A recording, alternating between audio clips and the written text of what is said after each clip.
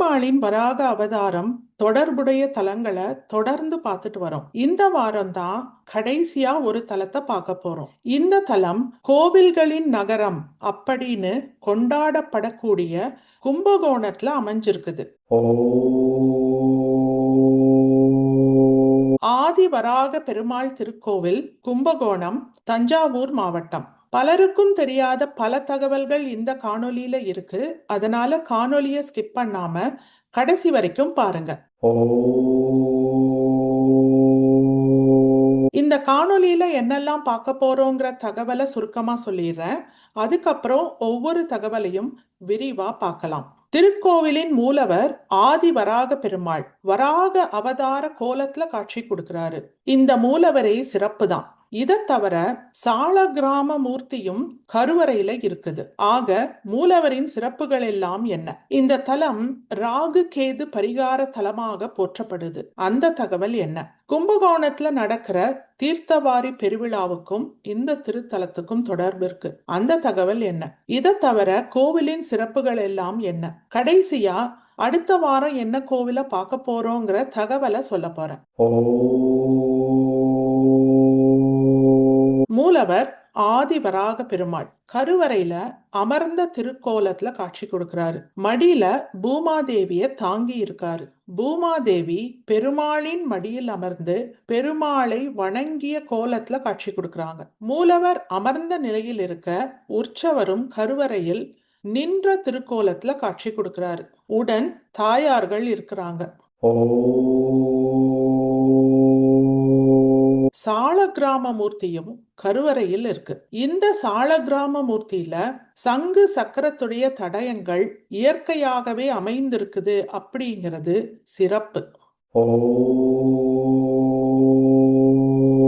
பெருமாளுடைய திருக்கோவில்கள்ல ராகு கேது பரிகார தலங்கள் அப்படிங்கிறது ஒரு சிலதுதான் இருக்கு. இப்படிப்பட்ட தலங்கள்ல ஒன்ன நாம முன்னமே பார்த்தோம். பெரமண்டூர்ல இருக்கிற ஆதி வராக பெருமாள் திருக்கோவில். இப்ப வரைக்கும் பார்க்கல அப்படின்னா கண்டிப்பா பாருங்க.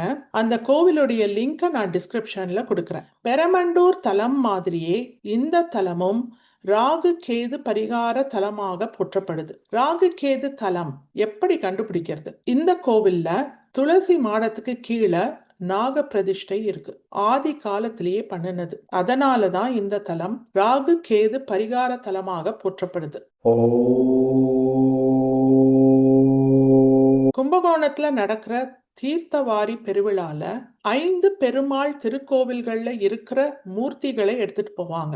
அந்த 5 கோவில்களில் ஒன்று ஆதிவராக பெருமாள் திருக்கோவில். மற்ற 4 கோவில்கள் என்ன?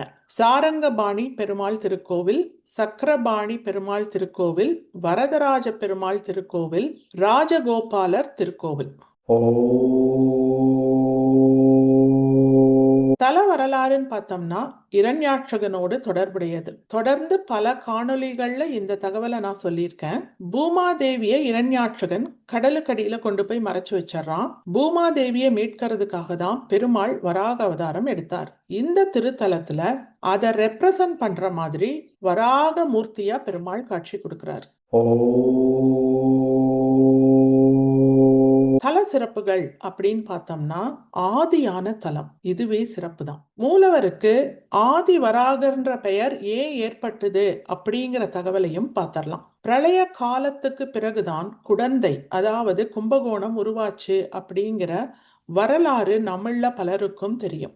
ஆதி வராக பெருமாள் திருக்கோவில் இந்த பிரளய காலத்துக்கு முன்பாகவே தோன்றிய தலம் அப்படிங்கிறதுனாலதான் இங்க இருக்க பெருமாளுக்கு ஆதி வராகர் அப்படின்னு பேரு. சால கிராமத்தினால் ஆன வராகமூர்த்தி காண்பதற்கு அரியது. வராக பெருமாள் பூமாதேவியோடு அருள் புரிகிற இந்த தலம் நிலம் சம்பந்தமான பிரச்சனைகளை தீர்க்க வல்லது அப்படிங்கிற நம்பிக்கை பக்தர்கள் மத்தியில இருக்குது. மூலவருக்கு கோரை கிழங்கினால் ஆன பிரசாதத்தை படைக்கிறாங்க.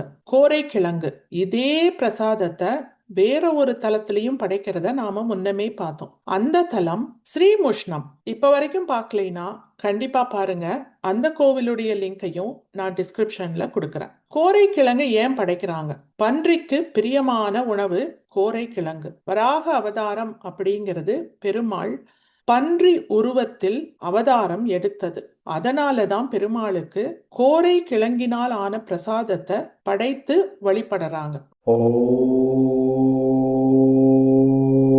மூலவர் தாயார் சிறப்புகளை சுருக்கமா பார்த்தரலாம். மூலவர் ஆதிவராக பெருமாள், தாயார் அம்புஜவல்லி. இது வடமொழி சொல். இதே இததான் பெரமண்டூர் கோவில்லையும் பார்த்தோம். அம்புஜம் அப்படின்னா தாமரை. தாமரைக்கு கமலம் அப்படிங்கிற பெயரும் தமிழ்ல இருக்கு. ஆக தமிழ்ல சொல்லணும்னா தாயாருடைய பெயர் கமலவல்லி தாயார். லக்ஷ்மி தேவி செந்தாமரையில அமர்ந்திருக்கிறதுனால செங்கமலவல்லி தாயார் அப்படின்னு நம்ம சொல்லலாம். பெயர் எப்படி இருக்கு கமெண்ட்ஸ்ல சொல்லுங்க. உற்சவருடைய பெயரும் ஆதிவராகர். தீர்த்தம் வராக தீர்த்தம். ஆகமம் பாஞ்சராத்திரம். இந்த கோவில் இருக்கிற தலம் கும்பகோணம், தஞ்சாவூர் மாவட்டத்துல இருக்கு. இந்த தலத்துடைய புராண பெயர் திருக்குடந்தை அல்லது குடந்தை.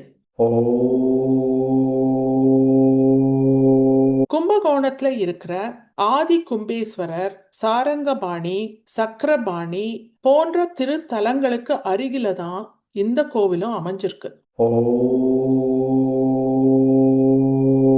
வராகமூர்த்தி பெருமாள் தலங்கள் நிறைவு பெறுது. பிளேலிஸ்ட்ல எல்லா கோவில்களையும் தொகுத்து வச்சிருக்கேன். அந்த லிங்கையும் டிஸ்கிரிப்ஷன்ல கொடுக்கிறேன். எல்லா தலங்களையும் ஒன்னா பார்த்துக்கிறதுக்கு வசதியா இருக்கும். பெருமாளின் மச்சவதாரம், கூர்மவதாரம், வராக அவதாரம், மோகினி அவதாரம், வாமன அவதாரத்திற்குரிய தலங்களை பார்த்து முடிச்சிட்டோம். இதுல கூர்மவதாரம் மற்றும் மோகினி அவதாரத்திற்குரிய சில தலங்கள் விட்டு போயிடுச்சு. அதையும் முடிச்சிட்டு அதுக்கப்புறமா நரசிம்ம அவதாரத்திற்குரிய தலங்களை பார்க்கலாம். அடுத்த வாரம் நாம பார்க்கக்கூடிய ஒரு கோவில் மோகினி அவதாரத்தோடு தொடர்புடையது. திருமோகூர் காளமேக பெருமாள் திருக்கோவில், மதுரை. நம் தேடல் தொடரும். அதுவரை இணைந்திருங்கள்.